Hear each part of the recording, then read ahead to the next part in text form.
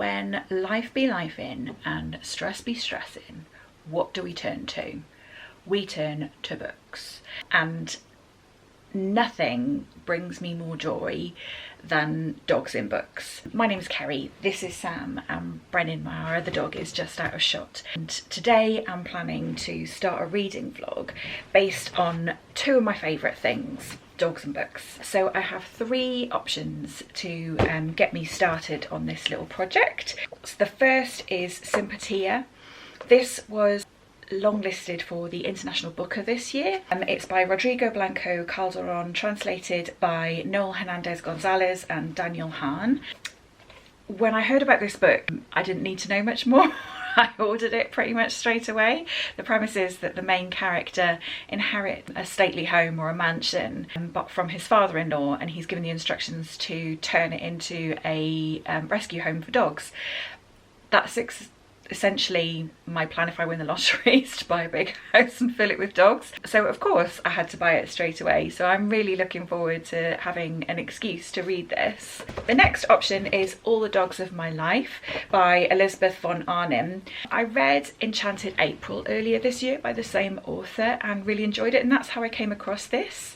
So she's basically used the dogs in her life to structure her memoir, which I think is such a clever idea, and if I was ever going to write a memoir, then that's probably how I would do it. There's some brilliant stories that I can frame around dogs, both dogs that I've owned and loved, but also encounters and holidays that I've had, and it's I think it's a really clever idea, and I hope it comes off as brilliantly as it is in my mind so far, but I'll let you know. And then next up I have Clueless Dogs. This is a poetry collection by Rhian Edwards. This is published by Serum Press, who are an independent publisher based in Wales, and Rhian is a Welsh author, and this book won Welsh Book of the Year a few years ago. I came across this award recently because I read Drift, which was a recent winner. And when I kind of did a bit of investigating, I realised that I hadn't read any of the other books that had won that award, and so I've set it as a bit of a project for myself to read all the previous winners. So this will be the next one that I pick up. I've really enjoyed other poetry collections that I've read from the same publisher, so I've got high hopes for this too.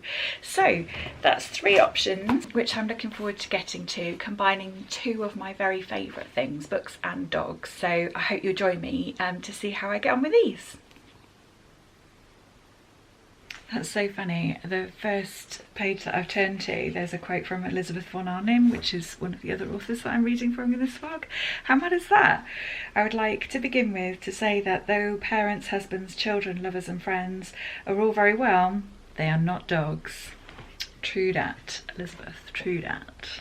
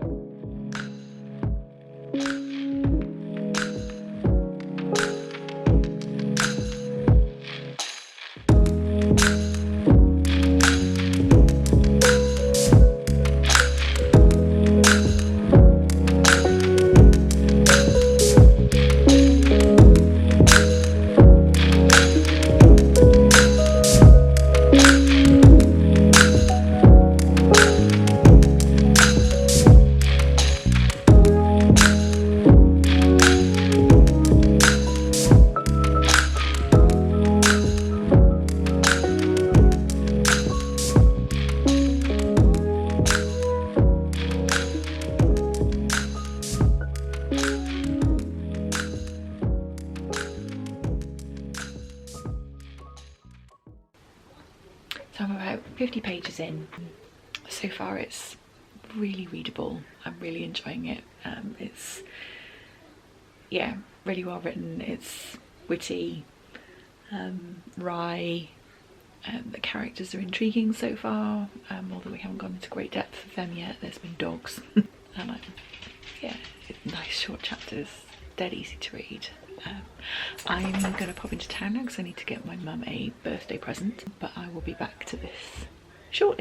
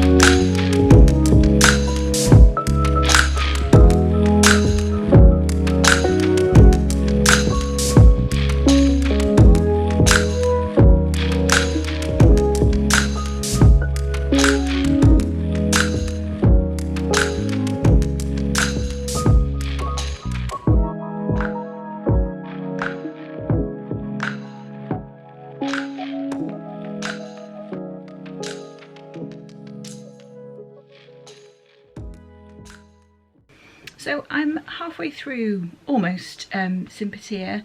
Do you know the funny thing about this is that it actually references the Elizabeth von Arnim book that I'm also planning to read in this vlog. I didn't do that on purpose. Maybe I should say that I did.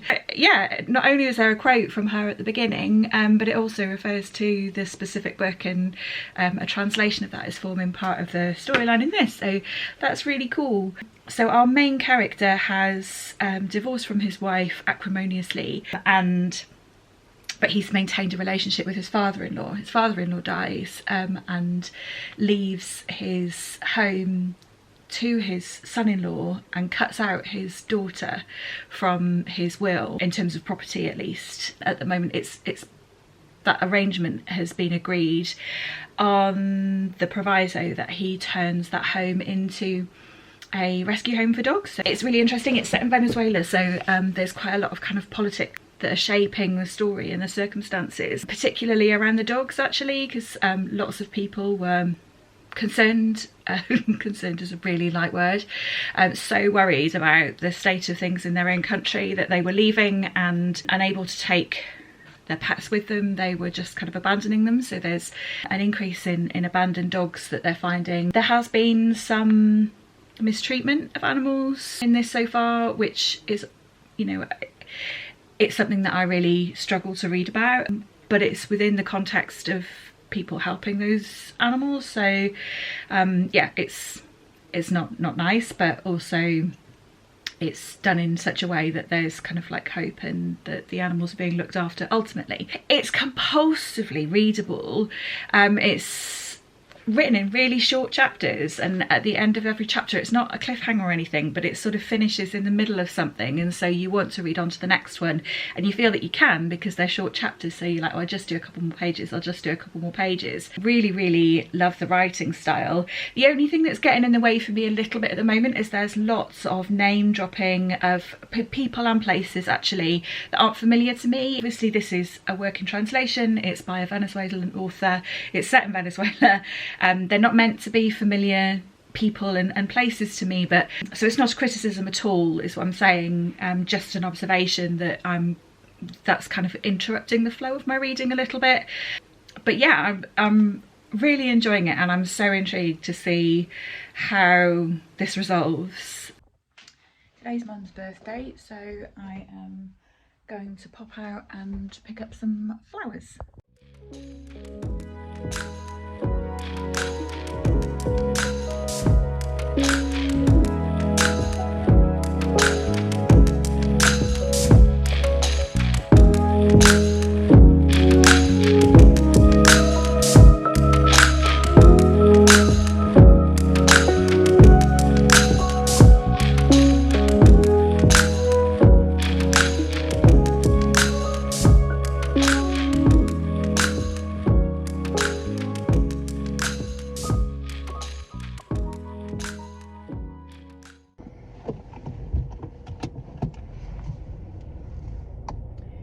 So I forgot that it was Chepstow Market today, so I popped into M&S and bought some flowers for Mum, and then went to the market and found some much nicer flowers for her. So happy days, I'll keep the ones from M&S and she can have the nice ones from the florist at the market.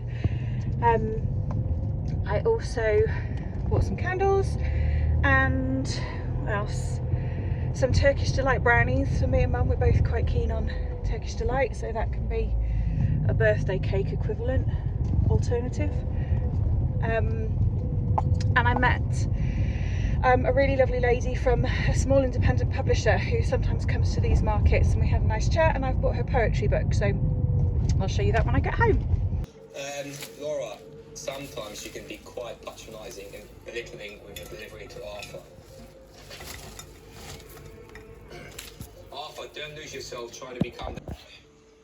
See previous comment, rethinking before you speak. Yeah.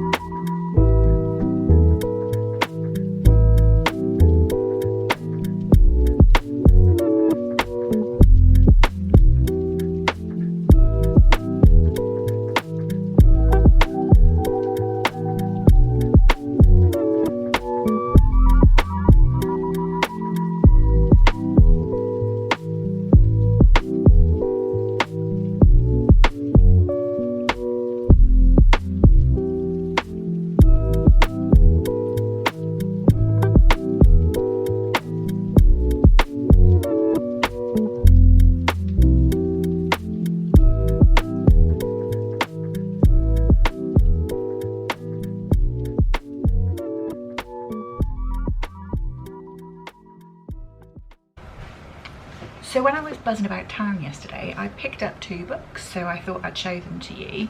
The first is Metronome by Tom Watson. It is a book about a couple who have been sent to this remote island because of a crime that they've committed, and they are coming to the end of their sentence, but things start to kind of like be a bit strange, like their supply drop-offs stop, and there are kind of shipwrecks on their island, and they know that something's off. And then it gets to the end of their sentence and they're not picked up, nobody comes for them. So that's the kind of premise of the book that you're given in the blurb, which I think sounds really cool. And then the other book is Starfish Blossoms by Samantha Vazhure. I met Samantha yesterday because she had a stand for Carnelian Heart Publishing at the market, and we had a nice chat about all of the great books that they've got on offer. They're an independent publisher who publish works by Zimbabwean and other African authors. This is actually Samantha's own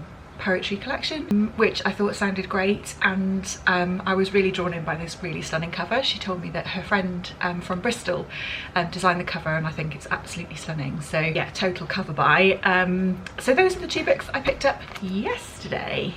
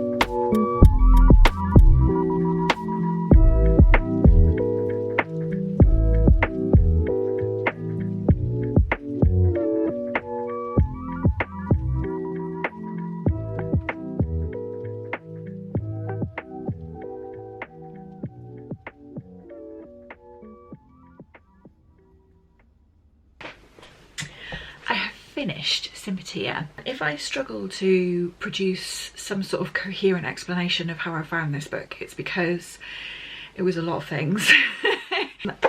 I think the first thing to say is that I enjoyed my reading experience of it. I'm going to try and explain why, but that might be a bit of a struggle. There was a lot going on in here. I think I've explained the premise, but in addition to this, there's stuff in here about relationships and breakdown of relationships, familial and romantic. There's kind of quite a lot of mystery unpacked over time. A lot of the plot is, as I was reading, I thought I was kind of picking up on lots of plot holes, like threads that didn't seem to kind of like start or finish. You were kind of like picking bits of the plot up in the middle, or not quite kind of resolved or finished, and it kind of left you with this kind of sense of unease, and a bit like a mystery thriller would, but that's not what this book is. All of those threads were really neatly wrapped up by the end, which I found quite surprising, because all of those plot holes were really thoroughly filled in. That's not appealing to lots of people. I know people often like a bit of intrigue or a bit of kind of reader interpretation with an ending. That's not me. I quite like a satisfying ending. I like to know what the author intended us to finish on, and this book really achieved that. Like I said, there's lots in here about relationships, and they were complex and messy and pretty grim in places. It was interesting how they used dogs as a device in this book. It wasn't the warm fuzzy books about dogs kind of read that I was hoping for, really naively on my part, to be fair. There are dogs in there, and there are really beautiful relationships between owners and dogs in here, but there's also quite explicit animal cruelty against dogs, and the dogs really get the shit end of the stick in the storyline throughout this book, and at one point I had to like stop reading. I was on the bus on my way to work, which you've just seen. I had to kind of like, I was very near the end actually, and had to just put the book down and take a break. And I don't enjoy books about animal cruelty at all. I really struggle to take anything from that. So the fact that my overall reading experience of this, despite that, was good, I think says a lot. I'll stand by my earlier point that I got quite distracted by the use of names of public figures, the historical and current. There was lots of film references in here which kind of went over my head, references to places and people that are not in my frame of reference. I'll say it again, that's not a criticism of the book at all. It just, for me, impacted my reading experience because it was kind of a bit jarring, but otherwise the writing flowed really well. The short chapters really worked for me, and as I say, that kind of really neat, tidy, wrapped up in a bow ending was really satisfying. So I'm really pleased that I read this. Next up, I have started the first couple of poems in Clueless Dogs. They're really lovely so far. There was one that was about a wishing well, and it had a really beautiful turn of phrase. This is why I love poetry. It's when you come across these kind of sentences and phrases that kind of hit you in the chest. Yeah, let me read this stanza to you. We slid on the sediment of wet currency as we filled our pockets with the weight of dead wishes. The water bleached us, fossilized our future, making rocks of our boredom. I think it was that phrase of filling our pockets with the weight of dead wishes. I thought that was really, really poignant. So I'm enjoying that so far. I'll let you know how the rest of it goes in time.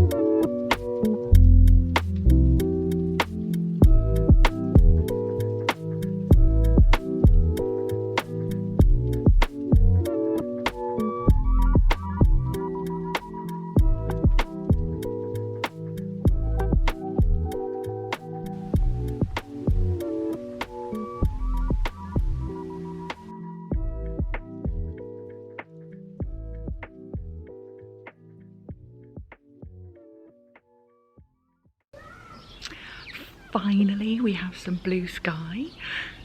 This is a very, very exciting day. I've been so bloody miserable with the weather, but finally the sun has come out. Hallelujah, spring has arrived. I have finished Clueless Dogs. This is a poetry collection by Rhian Edwards, which ran Wales Book of the Year 2017, I forget. This was a fantastic poetry collection. I absolutely loved it. Usually with poetry collections there might be one or two poems that really strike me and you kind of just generally enjoy the rest. I think about a third of these gave me that feeling, you know, when you're reading poetry and you really swoon over the words or turns of phrase. That happened over and over again with this collection. It was yeah, absolutely fantastic. There were no dogs in here. Clueless dogs was a simile for suitcases being wheeled around an airport. So no dogs, but a fantastic poetry collection all the same, so I'm really glad to have read it. Up next I have All the Dogs of My Life by Elizabeth von Arnim. So this is her memoir based on all the dogs that she's ever owned, so I'm hoping this is going to be really, it will appeal to the dog owner in me and the dog lover in me, unlike the other two books that I've read for this vlog so far. So yeah, keep your fingers crossed for me please, and I'll let you know how I get on.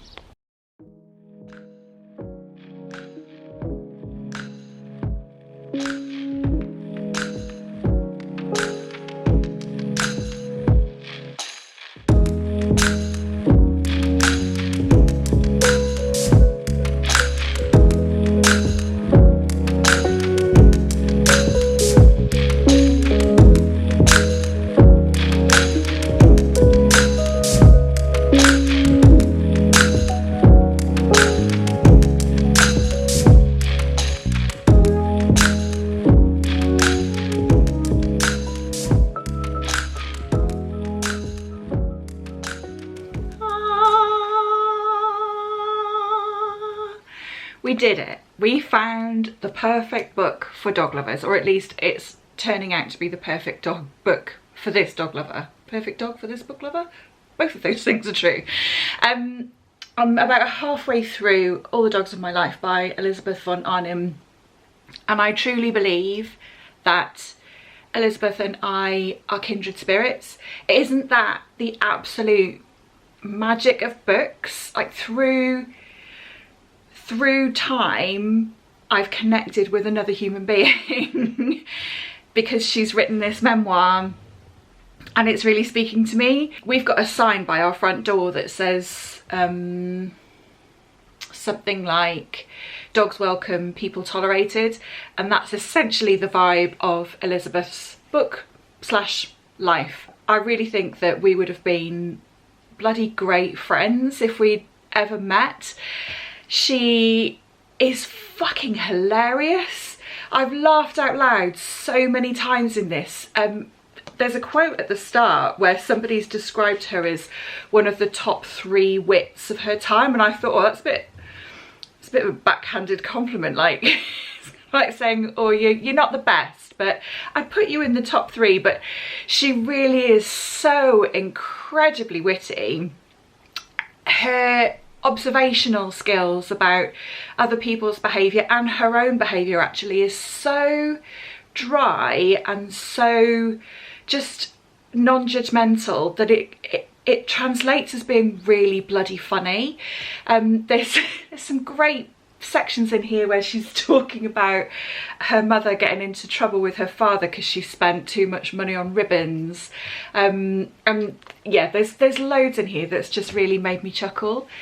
The most interesting thing I think is the way that she's structured this. So I was obviously expecting it to be a memoir structured around the dogs that she's had throughout her life. It is that, but it's more than that.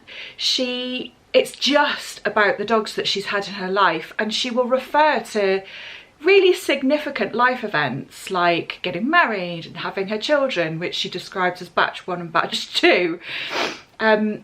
These kinds of things, but she just mentions them so offhand and so incidentally because her main focus is describing her relationship with these dogs. And the interesting thing is that she has a different relationship with each dog, so there's still light and shade throughout. It's not repetitive or boring. It's just really, really bloody great. Obviously, you know, dogs die in this, but you know, this was written a long time ago, so I wasn't expecting the dogs to still be around. But yeah, I'm getting so much from this. It's that real sweet spot that you get with a book that you're enjoying, where I want to spend more and more time with Elizabeth in these pages and with her dogs, but I also don't want to rush through it, and I want to savour my reading experience. It's just absolute bloody magic. If you're a dog lover, there's no reason why you wouldn't get something from this. I'm really loving it, so I hope that that continues throughout the rest until I get to the end, but I'll let you know.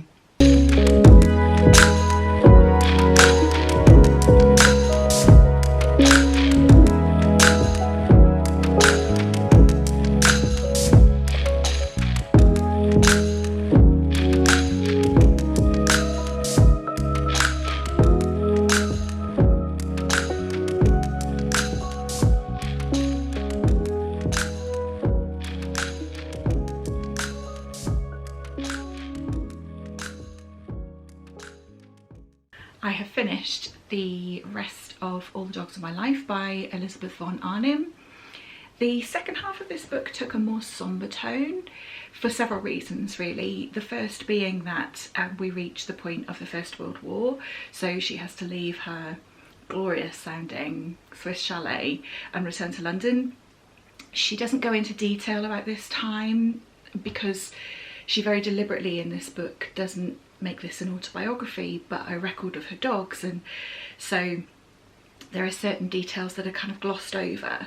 So aside from mentioning the fact that First World War started and she returned to London, we don't really hear any details of that. It sort of skips to 5 years later, but we can infer that that was a pretty sobering time for her and everybody else in her life. The second reason I think it took a slightly different tone was she was later in life, I suppose, and so whilst earlier in the book there were distractions of children and marriages and love affairs and guests coming to stay at this amazing sounding Swiss chalet, later on in her life she's essentially sort of retired from public facing life as much. There's not so many she's kind of over the high teas and socialite kind of side of things, and so her life is much more focused on her dogs. And then so we see a different dimension to the relationships that she had with those dogs.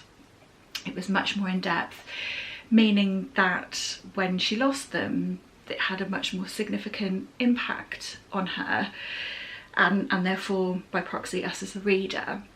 And the third reason I think that the second half of the book took a slightly different tone was, so she was writing this looking back, obviously, and I think the more recent events in her past, that recency bias might have made it more difficult to be funny about it. We tend to look back on things with humour over time, don't we? It's less easy to do that with more recent events, I think.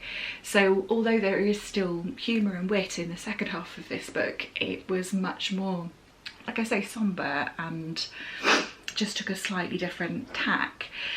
I didn't mind that at all because it added just another layer, another dimension to a book that I was really enjoying. So yeah, I think this was a really successful read. I mean, what a clever way to write a memoir. If I look back, you know, there was a dog that I grew up with, I was thick as thieves with when I was very young, from when I was born up until being a toddler. He was my grandmother's dog, a border collie cross called Monday, and like I say, we were absolutely thick as thieves when I was very little, and he takes up some of my earliest memories. I can remember distinctly a dog called Pepe who I adopted whilst I was on holiday by the beach in Cambodia, who hated people, absolutely hated people, but for some reason took a real shine to me. I have my own dog now, and that marked a really significant turn in my own life. My partner and I got together because instead of dating we went on dog walks together, and now we live together with our two dogs. That's our kind of family unit, as it were. I think using the dogs of her life to structure the reflections on her life and use that as a device to create this memoir was really clever. And if I ever write my own memoir, which wouldn't be anywhere near as pithy and clever as Elizabeth's, but if I ever did, I think this is a really brilliant way to do it. So yeah, Elizabeth von Arnim's All the Dogs of My Life was a great success.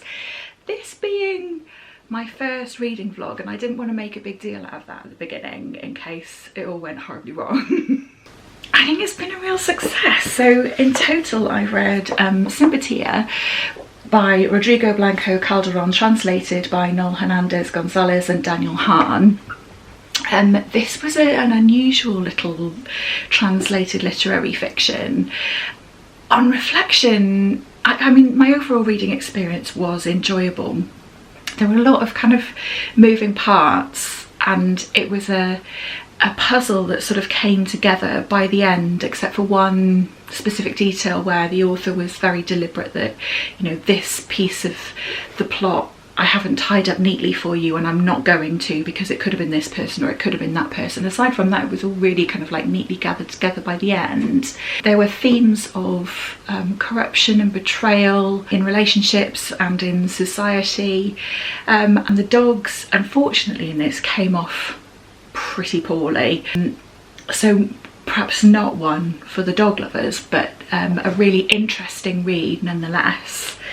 Then I read Clueless Dogs by Rhian, which is a collection of poetry by this South Walian author. I really enjoyed most of these poems. I took something, you know, those moments that really strike awe in you when you're reading poetry. Virtually every other poem in this, which I think is a pretty good sign of an outstanding collection. I was actually absolutely delighted to have read this. No dogs, unfortunately. The title is a simile for suitcases in an airport. And then our last book, All the Dogs of My Life by Elizabeth von Arnim, was a huge success. Definitely one for dog lovers, although I would say there are deaths of dogs in this, which can be quite distressing. That said, Elizabeth really clearly labels those sections, so you could quite easily skip over those without any detriment to the reading experience per se. So I think that's been a huge success. I'm absolutely delighted that we've got to the end of my first reading vlog with these wonderful books, all about dogs. Thank you so much for joining me. I'm so grateful for you being here. Take good care of yourself, and I will see you soon.